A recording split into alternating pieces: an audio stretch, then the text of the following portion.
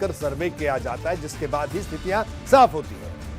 तो यह स्थिति है, इस तरह की रणनीति है। दोनों खास मेहमान हमारे साथ मौजूद हैं। तो सबसे पहले देखिए, भारतीय जनता पार्टी की रणनीति है।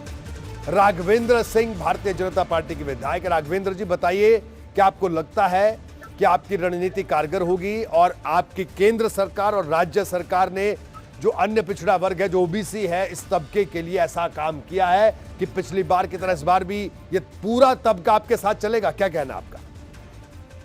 देखिए, एक तो पूरे देश में आदरणीय मोदी जी से बड़ा कोई नेता नहीं।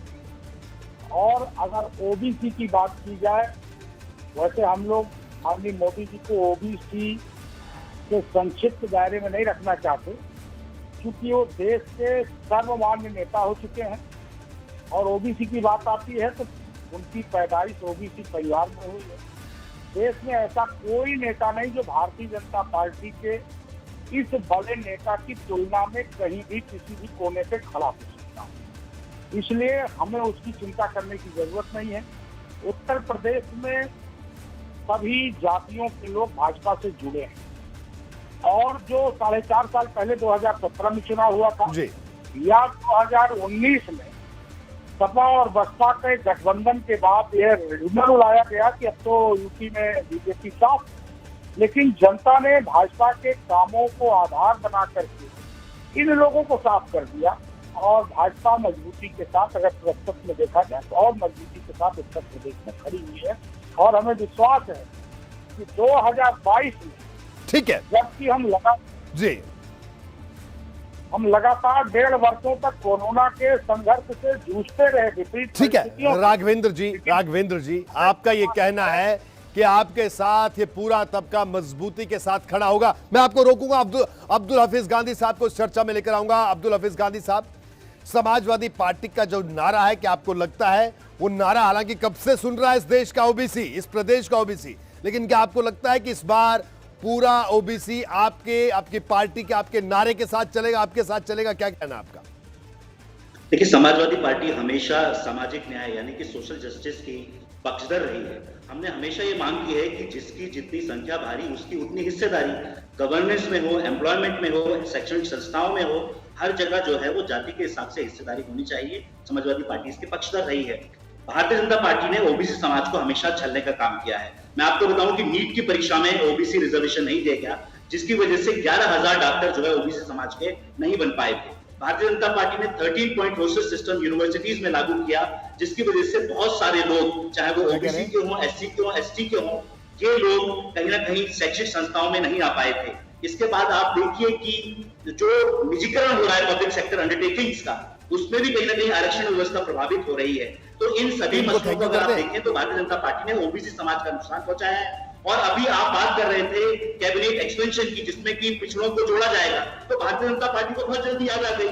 6 महीने के अंदर अगर आप ओबीसी समाज के मिनिस्टर्स बना लेंगे तो क्या कर लेंगे, क्या बड़ा काम हो जाएगा। आपको 4.5 साल ओबीसी समाज की याद नहीं आती है। और जैसे ही उत्तर प्रदेश के अंदर इलेक्शन आते हैं तो केंद्र सरकार भी अनुप्रिया पटेल जी को मंत्री बनाने की बात करती है, संजय निषाद जी को कहीं ना कहीं जो है वो कैबिनेट में इंक्लूड करने की बात करती है, और भी जो पार्टियां उनके साथ जुड़ी हुई हैं उनको बात करती है। मैं उत्तर प्रदेश की जनता को याद दिलाना चाहूंगा कि केशव प्रसाद मौर्य जी के नेतृत्व में 2017 में इलेक्शन लड़ा गया, लेकिन उनको चीफ मिनिस्टर ना बनाकर जो है किसी दूसरे व्यक्ति को चीफ मिनिस्टर बना दिया। वहां पर भी भारतीय जनता पार्टी ने ओबीसी समाज के व्यक्ति को और ओबीसी समाज को ठगने का काम किया था। तो ये भारतीय जनता पार्टी ओबीसी समाज का वोट जरूर लेती है, लेकिन ओबीसी समाज को रिप्रेजेंटेशन नहीं देती, ओबीसी समाज को प्रतिनिधित्व नहीं देती। इसके बरक्स देखें तो समाजवादी पार्टी ने हमेशा ओबीसी समाज को सर्वोपरि रखा है। अब्दुल हफीज गांधी साहब, मैं आपको रोकूंगा। एक सवाल मेरा राघवेंद्र जी से। राघवेंद्र जी, ये बताइए, आप ओबीसी की बात तो कर रहे हैं, लेकिन जो पार्टियां, छोटी पार्टियां आपके साथ है, चाहे निषाद पार्टी हो, वो लगातार प्रदेश में अपने लिए प्रतिनिधित्व मांग रहे हैं सरकार में। क्या आपको लगता है कि वो प्रतिनिधित्व जल्दी उनको मिल जाएगा और वो आपके साथ चुनाव तक डटे रहेंगे? नहीं, इनसे ये पूछिए कि 4.5 साल प्रतिनिधित्व क्यों नहीं दिया, इस चीज का भी जवाब ये दें। बहुत नहीं कर सकते, लेकिन अभी हमारे जो दूसरे मित्र से आप चर्चा कर रहे थे, ओबीसी की बात कर रहे थे कि समाजवादी पार्टी ओबीसी की बात करती है। मेरा यह कहना है कि समाजवादी पार्टी जब मुलायम सिंह जी मुख्यमंत्री थे या अपने पार्टी के सर्वमान्य नेता थे, तो उनका ही बयान आया करता था कि इस देश में सबसे पहले मुसलमानों का अधिकार है। अखिलेश जी का भी बयान यही आया। वही ओबीसी की ये चर्चा करते हैं, लेकिन आज की परिस्थिति में मोदी जी के बढ़ते हुए वैभव के सामने यह सब बेकार हो चुके हैं। तमाम दलों के छोटे छोटे नेताओं से संपर्क कर रहे हैं। अखिलेश यादव जी भी अब अपने जनपद के 2-4 जनपदों तक ही अपनी जाति में सीमित हो गई है। ठीक है, पूरे प्रदेश में अब यादव भी इनके साथ नहीं रह गया है। मुझे तो ये लगता है कि इस बार समाजवादी पार्टी 2 अंकों में भी उत्तर प्रदेश में सीट नहीं प्राप्त करने जा रही है।